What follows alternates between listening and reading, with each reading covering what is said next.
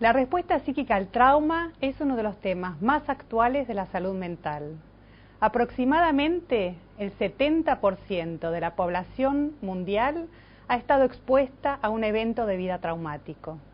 Atentados, violencia social y familiar, desastres y catástrofes naturales o provocadas por el hombre, guerras, accidentes. Hay situaciones que por su naturaleza o intensidad pueden desbordar la capacidad de adaptación del ser humano, generando reacciones emocionales intensas, con gran ansiedad, miedo, impotencia. El trastorno de estrés postraumático puede aparecer a consecuencia de haber vivido o haber sido testigo de un evento traumático que amenaza la propia vida o la de un familiar o amigo cercano. Conocer y comprender el impacto psicológico de las reacciones al trauma nos permitirá realizar un abordaje psicosocial temprano para evitar la cronificación de los síntomas, mejorar la calidad de vida y el bienestar de los afectados. La respuesta psíquica al trauma es uno de los temas más actuales de la salud mental. Según un estudio de la OMS, se calcula que el 70% de la población mundial ha estado expuesta a un evento de vida traumática. Aunque el trauma acompañó la historia de la humanidad y ya aparece en los antiguos escritos, en la Biblia, en los escritos chinos antiguos y en los escritos griegos como la Ilíada, el estudio del trauma aparece en las últimas décadas del siglo XIX, con, entre otros, Sigmund Freud, Abraham Gardiner, Pierre Janet. Aunque el concepto de trauma psíquico o traumatismo está ampliamente difundido, es recién después de la Segunda Guerra Mundial, del Holocausto y la Guerra de Vietnam que se empiezan a reconocer las relaciones entre la violencia extrema y el sufrimiento psíquico. En los años 80, el concepto de trastorno de estrés postraumático es incluido y definido por la APA, la Asociación Americana de Psiquiatría, incorporado en el Manual Diagnóstico y Estadístico de los Trastornos Mentales, en el DSM. La importancia de que aparezca en el DSM es que se reconocen las reacciones psíquicas como consecuencia de un evento traumático. Actualmente, en el DSM-5, el trastorno de estrés postraumático ya no se clasifica dentro de los trastornos de ansiedad, sino que se clasifica en una categoría nueva de trastornos relacionados con el trauma y factores de estrés. La prevalencia del trastorno de estrés postraumático es de un 8 a 10% en la población general. Es mucho mayor en mujeres, 10 de cada 100 mujeres, que en hombres, que es de 4 cada 100 hombres. La prevalencia aumenta mucho en poblaciones de riesgos, como combatientes y veteranos de guerra, rescatistas, refugiados, donde puede llegar a un 13 a un 35%. Las personas que se confrontan con una situación inesperada, violenta, fuera de lo normal, donde se pone en juego la integridad psíquica, física y social del individuo, podemos decir que se enfrentan a una situación traumatogénica. Traumatogénica en el sentido que es potencialmente traumática, porque no le podemos atribuir a la situación en sí misma la capacidad de generar un efecto devastador en el ser humano. La reacción va a depender de los recursos personales, de la organización psíquica, de los factores biológicos y psicosociales, de las experiencias o traumatismos previos, de la red social, del contexto y de las tradiciones culturales, entre otros factores. Para que deje impacto traumático, tiene que haber vivido o haber sido testigo de un evento que amenaza la propia vida o la de un familiar o amigo cercano con gran impotencia o miedo a morir. Podría ayudar la clasificación de Leonor Ter de los tipos de traumatismo. Ella hizo esta clasificación originalmente para los traumatismos en niños, pero también se utilizó luego para traumatismos en adultos. El traumatismo tipo 1 es un traumatismo repentino, imprevisto, limitado en el tiempo, con un comienzo y un final definido. Por ejemplo, un atentado terrorista, un accidente, desastres y catástrofes naturales o provocadas por el hombre. En estos casos predominan las reacciones de reexperimentación, recuerdos intrusivos y los estados de alerta. Los traumatismos tipo 2 son traumatipos largos, repetidos en el tiempo, en permanencia. Por ejemplo, las guerras, los genocidios, el maltrato intrafamiliar y el abuso sexual. En estos casos predominan las reacciones de disociación, la evitación, la anestesia y provocan cambios profundos y duraderos en la personalidad. Los traumatismos intencionados generados por el hombre generan mayor impacto con sensaciones de incomprensión y mayor impotencia.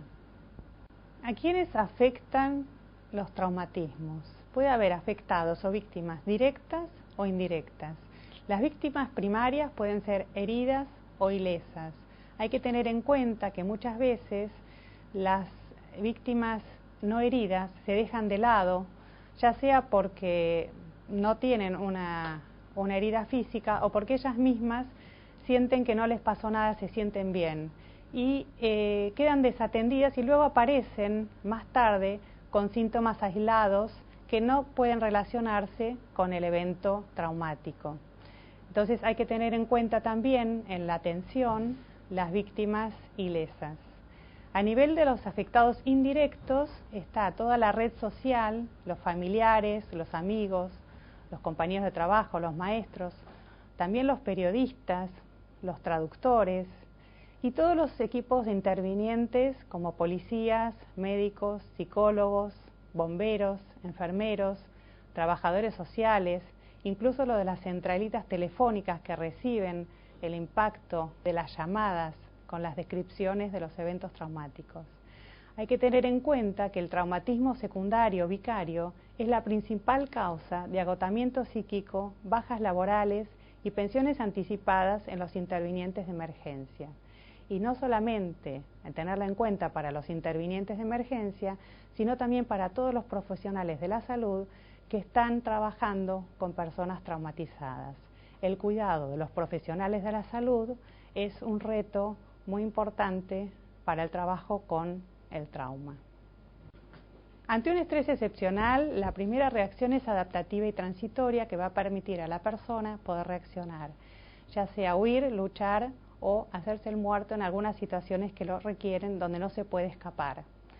Ante la intuición de un peligro circula de modo reflejo una respuesta del córtex cerebral a las estructuras del hipotálamo y la hipófisis. Se genera la activación de la cascada humoral y hormonal del estrés, aparece una hiperactividad del sistema noradrenérgico y del sistema opioide, y una activación del sistema nervioso autónomo, simpático y parasimpático. Esto se observa con un aumento de la fuerza muscular, la persona se prepara para la lucha o la huida. Hay muchas personas que describen, no sé cómo hice para levantar este tronco o este cuerpo inerto para poder escapar. O sea, aparece una fuerza descomunal, es una fuerza que aparece en el contexto de la adaptación del peligro. También hay situaciones en las cuales, por ejemplo, cuando no se puede escapar, la persona, en el caso del atentado del Bataclan, cuando fue en Francia, muchas personas pudieron salvarse haciéndose los muertos en el suelo, adentro del teatro. Estas reacciones son automáticas, no dependen de la voluntad. Por eso son reacciones adaptativas que permiten la supervivencia en el momento del estrés agudo. En el contexto de la reacción adaptativa también se observa una anestesia corporal o emocional. Por un lado puede no sentirse dolor si hay una herida física, que eso se ve muchísimo, ya sea como en las películas de guerra, cuando está herido el soldado y sigue luchando sin sentir dolor, como una anestesia emocional, donde no se toma en cuenta, no se puede ver lo peligroso de la situación en ese momento. En este sentido, en el caso de los intervinientes y de los profesionales de salud, hay que tener en cuenta que la anestesia y la falta de conexión con la situación puede llevar a que las personas, los profesionales, no sientan el cansancio, las necesidades básicas de sed, hambre, y hace falta una persona que cuide a los profesionales y que diga en ese momento que hace falta parar para cuidarse. Las manifestaciones clínicas que pueden aparecer a posteriori del estrés agudo se pueden agrupar en 4 grupos de reacciones: recuerdos intrusivos, reacciones evitativas, la hiperactivación y alteraciones cognitivas y del estado de ánimo. A nivel de los recuerdos intrusivos, lo que más aparece son los recuerdos recurrentes con reexperimentación del trauma, los flashbacks, que es revivir el evento a nivel corporal y emocional, como si estuviera sucediendo. Muchos pacientes lo describen como de repente estoy allí, o estoy atrapado por los recuerdos. Aparecen pesadillas. En los niños es muy habitual el juego repetitivo, el juego traumático. Por ejemplo, cuando fueron los atentados de las Torres Gemelas, muchos niños construían torres y las destruían, y así hacían esa actividad en forma repetitiva. Aunque no voy a entrar específicamente en la descripción de las reacciones en niños, este punto es importante para nombrar aquí. A nivel de las reacciones evitativas, se evitan pensamientos, sentimientos, todas actividades que recuerden el evento traumático. Aparece un afecto embotado y pueden aparecer sentimientos de desapego o desrealización. Esto se observa, por ejemplo, cuando fueron los atentados del 11M de Atocha de Madrid. Muchas personas no podían volver a subir a los trenes de cercanías. El afecto embotado aparece como si fuera una anestesia de los sentimientos. Hay un sentimiento de desapego. Se evita pensar en el evento y eso genera esa sensación de desapego o desrealización. A nivel de la hiperactivación aparecen respuestas de sobresalto exageradas, problemas de concentración y alteraciones del sueño, así como comportamiento irritable que puede llegar hasta comportamiento agresivo. Las respuestas de sobresalto se pueden ver, por ejemplo, a nivel intrafamiliar, las personas que se empiezan a discutir con los compañeros de trabajo, con los colegas o en la familia, tienen más impaciencia e irritabilidad. Eso lo describen muchas veces los familiares. Las alteraciones del sueño, todos estos son circuitos que están íntimamente relacionados unos con otros. La separación y las clasificaciones ayudan a entender y a pensar, pero en la clínica está todo relacionado. La hiperactivación genera alteraciones del sueño y a la vez la persona no quiere dormir por el miedo a las pesadillas que está teniendo.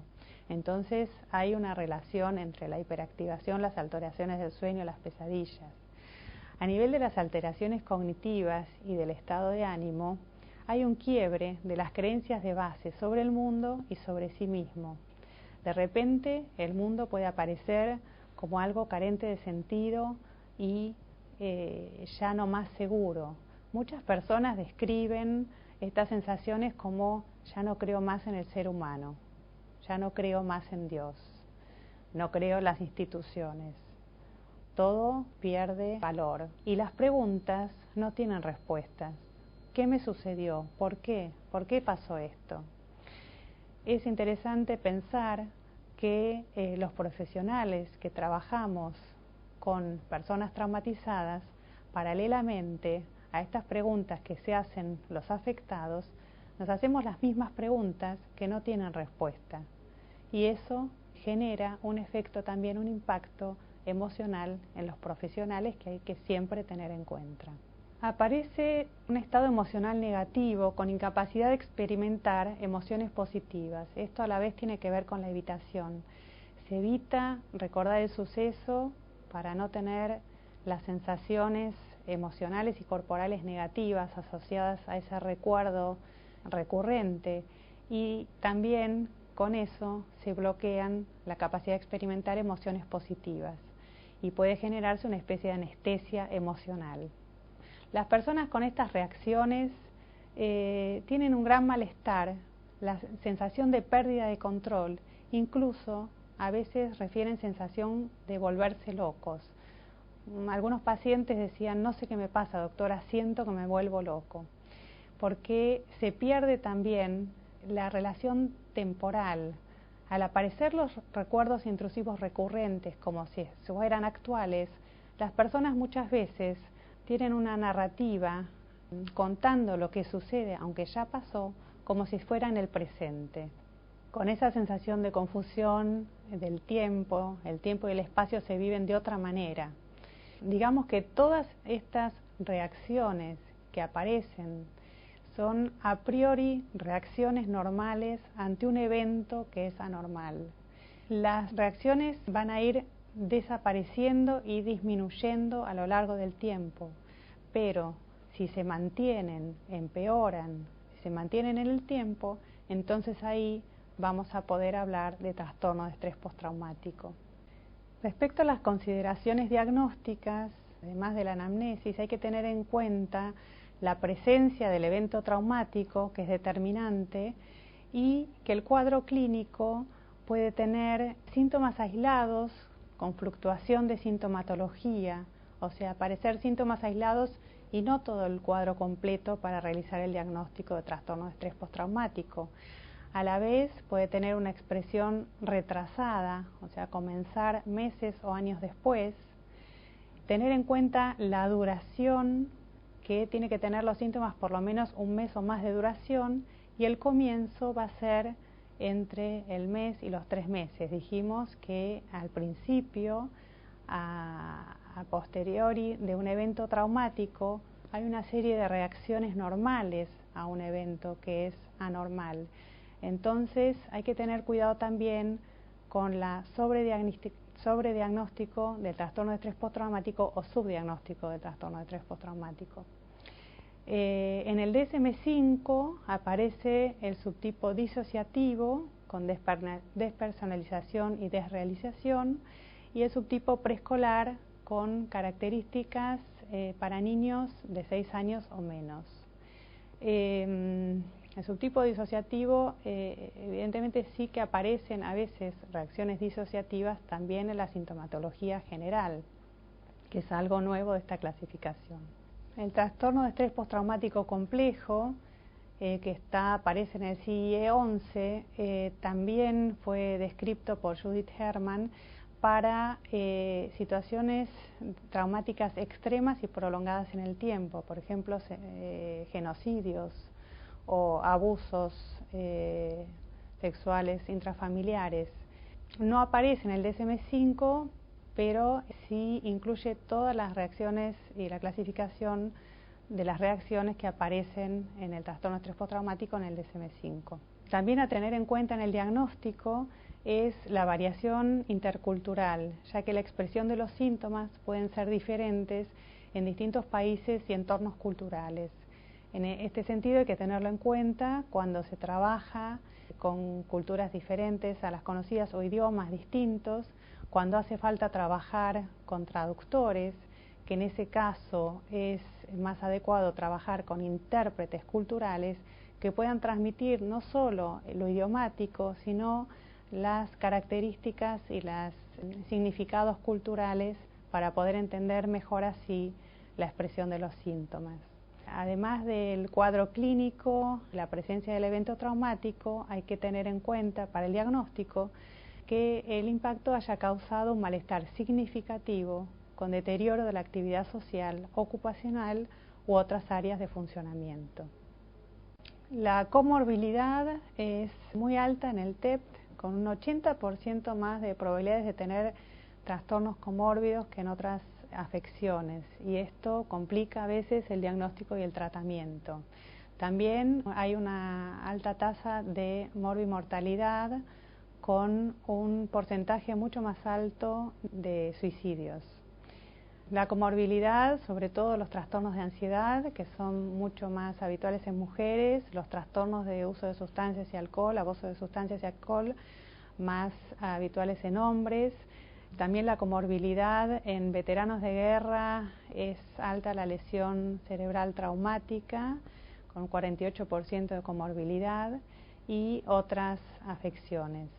El diagnóstico diferencial se complica muchas veces con la comorbilidad y lo que decíamos de la expresión retrasada o síntomas aislados del trastorno de estrés postraumático. En el diagnóstico diferencial, el traumatismo cráneoencefálico, cuando aparece conjuntamente en el evento traumático, muchas veces se superponen las reacciones, hay que tener en cuenta para diferenciarlos. El trastorno de consumo de sustancias y alcohol, así como la intoxicación aguda o la abstinencia de sustancias, el trastorno de pánico y de ansiedad generalizada, la depresión mayor. La evolución del trastorno de estrés postraumático es variable. Más de la mitad de las personas se recupera entre los 6 meses y el año, y entre un 20 y 40% puede seguir presentando síntomas leves o moderados a largo plazo. La evolución también va a depender del inicio de la sintomatología. Es mejor si los síntomas están enseguida, si aparecen enseguida, que si aparecen retrasados, y de la fluctuación de los mismos. Y también va a depender de los factores de vulnerabilidad y resiliencia. Dentro de los factores de vulnerabilidad podemos nombrar la intensidad y la gravedad del evento, si hay traumatismos previos, traumatismos en la infancia, traumatismos acumulativos, si ha habido cambios vitales recientes estresantes, que pueden ser mudanzas, separaciones, duelos, el estado de salud, si hay una enfermedad preexistente, si hay algún tipo de discapacidad. La edad, digamos que hay mayor vulnerabilidad en niños y en personas mayores, niños, adolescentes y personas mayores. Y a nivel de género podemos decir que hay una vulnerabilidad mayor en las mujeres. También la personalidad premórbida va a influenciar, si hay antecedentes psiquiátricos personales o familiares. La red de apoyo social y o familiar también juega un rol determinante. Bueno, y la transmisión transgeneracional, que es un tema que, bueno, tal vez requeriría un apartado especial, pero no quería dejar de nombrarlo. En el último tiempo se está estudiando a través de la epigenética cómo el ambiente y los factores culturales pueden intervenir en la expresión de ciertos genes. La transmisión transgeneracional se empezó a conocer en los años 60 cuando se observó que los hijos de los sobrevivientes del Holocausto tenían los mismos síntomas emocionales que sus padres, como si ellos mismos hubiesen estado en el Holocausto. A partir de estos estudios se empezó a observar que las generaciones, los hijos y los nietos podían llegar a tener las mismas reacciones que las personas que vivieron ese evento traumático. Lo que se está estudiando ahora también con la epigenética es ver hasta qué generación puede llegar a transmitirse transgeneracionalmente los efectos de un traumatismo. Respecto a los factores de resiliencia, el buen funcionamiento premórbido, el inicio rápido de los síntomas y la duración breve, que sea menor de 6 meses, la presencia de un buen soporte social o familiar, los aspectos relacionados con la cultura, el contexto y las tradiciones culturales que pueden ser de mucha ayuda para la recuperación del trastorno de estrés postraumático, y la transmisión transgeneracional aquí, porque también se observó que hay un legado de resiliencia y de salutogénesis en los descendientes de situaciones traumáticas que han podido superarla. O sea que hay un legado también de resiliencia positiva a nivel de transmisión transgeneracional. Respecto al tratamiento, los objetivos principales van a ser la reducción de la sintomatología, ayudar a recuperar la confianza, la autonomía y el significado de la vida y mejorar el bienestar y la calidad de vida. Las intervenciones psicosociales inmediatas y o posinmediatas al evento traumático son fundamentales a nivel de la prevención y el triaje. Es lo que va a permitir los primeros auxilios psicológicos y la psicoeducación y técnicas de manejo de estrés. La comprensión que se genera con la información y la educación es una potente herramienta en la reducción del estrés. La psicoeducación y la actitud salutogénica, la salutogénesis es un término desarrollado por Antonovsky que se refiere a tener una actitud en relación a la salud, orientada hacia la salud y no hacia la patogénesis. En el contexto del traumatismo hay que tener en cuenta que las reacciones, en principio, son reacciones normales a un evento anormal. En el caso de este contexto del traumatismo, del trastorno de estrés postraumático, tener una actitud salutogénica va a ayudar a enfocar hacia los recursos y la resiliencia, a normalizar las reacciones y no patologizar y victimizar a los afectados.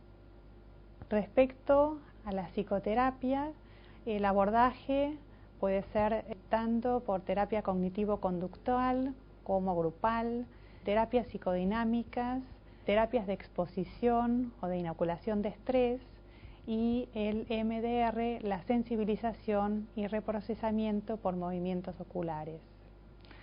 A nivel de la farmacoterapia, los fármacos de elección son los inhibidores selectivos de la recaptación de serotonina, sobre todo paroxetina y sertralina. También se puede usar fluoxetina. Se recomienda evitar las benzodiazepinas, de preferencia en el primer mes de aparición de la sintomatología. Esto es una recomendación de la OMS que refiere que no hay resultados de que las benzodiazepinas puedan mejorar la sintomatología, sino que pueden retrasar incluso la recuperación. La dificultad con las heridas psíquicas es que son intangibles, no se puede ver, ni tocar, ni ver la cicatrización. Quisiera citar al escritor y Premio Nobel de la Paz, Elie Wiesel, que dice que los recuerdos son un puente entre el pasado, el presente y el futuro. No se trata de olvidar, sino de cómo recordar, ayudar a que la persona pueda evocar el recuerdo sin que sea revivido constantemente y que la víctima se transforme en un sobreviviente.